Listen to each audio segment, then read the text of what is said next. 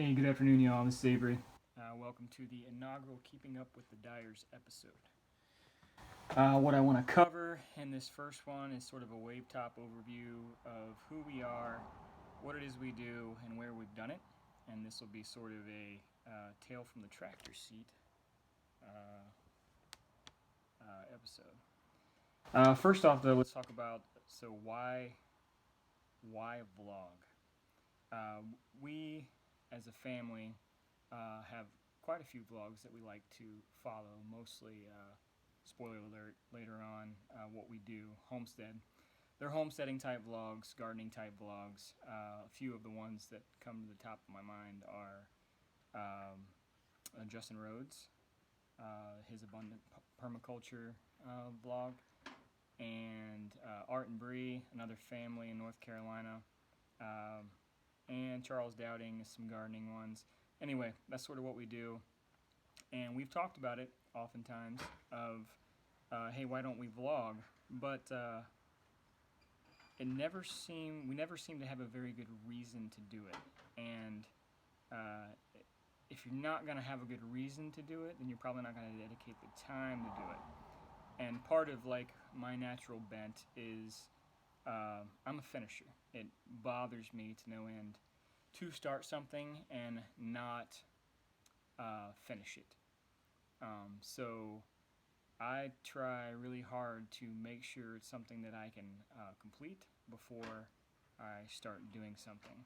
And as we go through in maybe future episodes, this may be the inaugural and maybe the last, who knows. But as we go through in later episodes, it will probably come out. We'll have the discussion of how not everybody in our family is a finisher. We have some starters too, and that's okay. Uh, this might be really awful and turn into a video diary, and that's okay too. If nobody ever listens to this or watches it, that is fine. But let's talk about the why. Why am I even doing this today? Um, Thinking a lot, especially lately, that the world needs some good news stories. And I think our story, while it's not perfect, is a good news story. I think folks like um, um, seeing other people live their life. That might be a little bit creepy, but I think it's true. I think we like to watch wholesome things happen. Anyway, and then another reason is maybe a mistake that we've made will help you when you're doing something not make the same mistake. So save you some money, save you some time, and there's probably some goodness in that. I got an audience now. Oh, she walked away. Anyway, one of our chidlers showed up. Um, so let's get into. So we aren't perfect, and we're not perfectly content. We're not where we want to be in the end, but we are along the journey. Um, so I don't want to give you the idea that we're only going to show you um, always the cleaned up version of the way things are. So uh, we'll let you in on a little bit of the mess, and that's okay. I hope you like it. The goal is to start with maybe just one a week, maybe a couple, and see where it goes. Some of the points that will decide where it goes is viewership. If nobody's watching and nobody cares, I might peter out and not video anymore. My own creativity or our family's creativity. If we lose the ability to think of things that might be worth recording, then maybe we peter out. And then time. Um, if we decide that it is a drain on our time and is stressing us out or is affecting our relationships with each other, obviously that's a good reason to stop. But as long as it continues to be something that we can do happily and we get after some of the things that I talked about previously, a good news story and helping somebody who might be doing something figure out, a different way, a better way um, to do things, then hey, it's a success. So getting into who we are. who we are. I and my wife, Bernadette, are from Bucyrus, Ohio. Uh, I grew up singing Southern gospel music full time. So from the time I was 8 to the time I was 18, that's what we did full time. We traveled around mostly the eastern side of the United States singing Southern gospel music. Um, I married my high school sweetheart. I was homeschooled. We didn't go to the same high school together. But I married her when I was 19 years old. She was 20. And at that point in time, actually a little bit before that, I stopped singing and we started serving in the local church that we went to. We currently have, and Bernadette would say, hopefully, this is it. We have 5 kids, 4 girls and a boy, from anywhere from 15 years old all the way down to 18 months old. What we did early on in our marriage and when we had our first child was we had a lawn and landscape service, and I worked as a 911 dispatcher. Bernadette had a few different jobs during that time period, and how we went from that to where we are now, I'll try to sum up very quickly. Bernadette's father, we recall, when I was working as a 911 dispatcher, we were looking at buying a house, and we weren't sure if it was the best idea. And he gave some sage advice, but it was hilarious at the time because he said, "Hey, what if it's the middle of winter, Avery loses his job, and you get pregnant?" Talking to Bernadette, and we're sitting there thinking like, what would anybody do if that happened? Like, how? I'm not sure that's a good qualifier for making a decision, but it was because strangely enough, it was the middle of winter, so we weren't mowing. We had the lawn and landscape service. We weren't doing landscaping because it's Ohio and it's snowy in the winter. I lost my job as a 911 dispatcher at the time, and Bernadette got pregnant. So we wound up moving back to Bucyrus, Ohio. We had moved away from Bucyrus, Ohio after we got married, just a town 30 minutes away. Moved back to Bucyrus, and I got another job as a 911 dispatcher.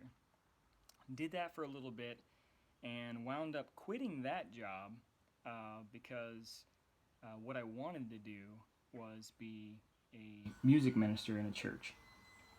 That's what I wanted to do. So I had talked to a couple different churches at the time, and they were looking for a degree. So I'm like, well, if I need a degree, what I want to do or what I need to do is go to sort of a state school to get some gen eds out of the way, and then transfer to the school that I wanted to get my degree at, which was Mount Vernon Nazarene University.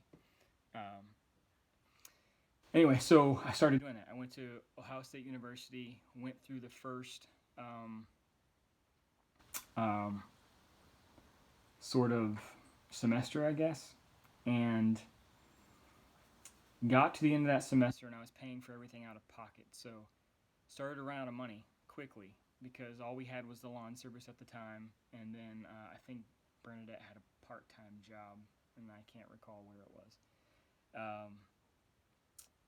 But we did that, went to OSU, started to realize we were running out of money fast, went to the billboard. They had a billboard in like the cafeteria area for OSU Mansfield. I was at the branch. I wasn't going to the main campus in Columbus. And I was looking for a part-time job, and there was a Army recruiter there, and he asked me what I was going to school for, and almost nobody knows what music ministry is, worship pastor. So I just told him I was going for a music degree. And he said, the Army has a band. You ever thought about joining the Army? And I actually had a cousin and a buddy who had joined the Army, and I had heard their horror stories about basic training, and I was not in any sort of shape to go through basic training at the time. Um, so it was the first thing in my mind. I had never thought about joining the military. Not because, I didn't think it was an honorable thing to do. It's just because I didn't think I could do it. So at any rate, it piqued my interest, and I asked a few more questions about the band after I talked to Bernadette that night. We went back in, asked a few more questions about the band. I can't read music, so grew up singing Southern gospel music, play a couple different instruments. I can, I can carry a tune in a bucket, um, but I could not read music. I played by ear. I went to the professor of music at Ohio State University and asked him the question of, I've been playing for, at that point in time, it'd been almost half my life, like 10 years, better than 10 years. I said, how long will it take me if I, kind of dedicate myself to it? How long will it take me to learn how to read music? And he said, well, to be good at it, it can take a very long time to be good at, playing, reading music, and that sort of thing. And we were running out of money, so I didn't have a whole long time to learn how to read music. Anyway, went back in, decided that there were a couple things that I might would be interested in doing in the military that I knew of. And the recruiter took me to what's called MEPS station. It's like a sort of an in-processing station for brand new recruits. Found out there based upon my scores, because they have this test called the ASVAB. Based upon my scores, a lot of things were open to me, but the Army isn't always looking for everything they have a job for. So what they wanted to make me. So I went in wanting to be a chaplain's assistant or a vet tech. And the MEP station, one of the folks asked me, well, why do you want to be a chaplain's assistant? And I was like, because I want to be in ministry on the outside, so it just makes sense. And he said something that made a whole bunch of sense. He said, you can do ministry, if that's your heart. You can do ministry in any job in the Army. It doesn't have to be a chaplain's assistant. So I said, okay, that makes sense. And vet tech just wasn't something that they were trying to get at the time. So the first thing they wanted me to be, based upon my scores, was a Patriot missile repairman. And at the time, I thought that sounded a lot like I was going to get shot at. Strangely enough, folks who do that probably are not in the most vulnerable position that you can be in combat.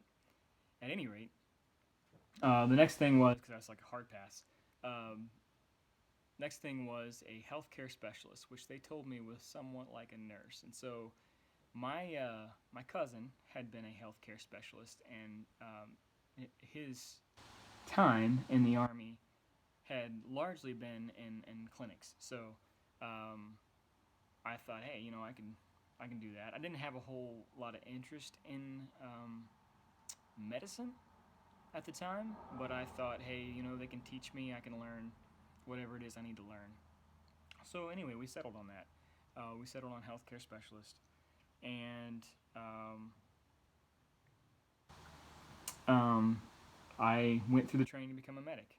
That's, I did my basic training at Fort Benning, Georgia, then went on out to Fort Sam Houston, Texas, and then after that training, our first duty station was Fort Knox, Kentucky. I won't get into a whole bunch of that, but I will say we've been doing this active duty Army thing now for going on 14 years.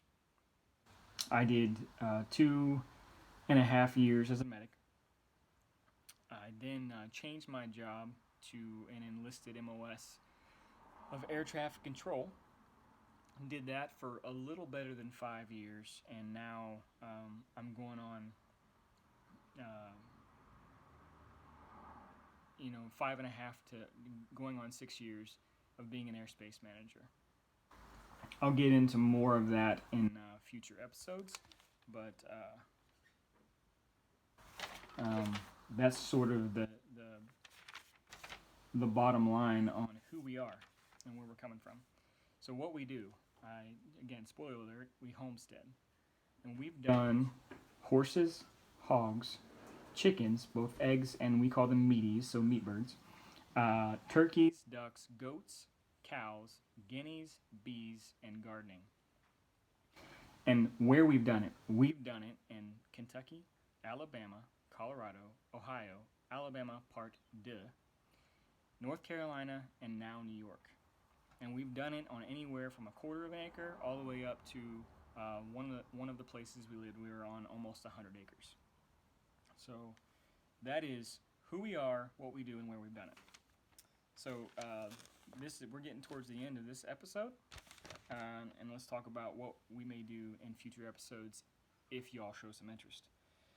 So I think we should do a series on, again, where we've lived, each stop along the way, what we did at that location, and answer these 3 questions: what we learned, what we loved, and how we left it. So if you dig this and it sounds like something you might be interested in hearing more about, and maybe we might get super cute with like our videos, and it not be like more of a live stream like this. We might cut things out, but for the time being, we're just going to go with this format because it's super easy for me to just turn a camera on and talk to it. So if you dig this, like, subscribe, hit the little notification bell. It'll tell you when we got a new video posting. And let us know in the comments if you know us, because I assume most of the folks who see this first are going to be people who know us. If there's something you want us to talk about, something you are interested in hearing about our journey along the way, then post it in the comments, and we'll hit it up in a future episode. So that's it for now. This is Avery signing off. You guys have a blessed day.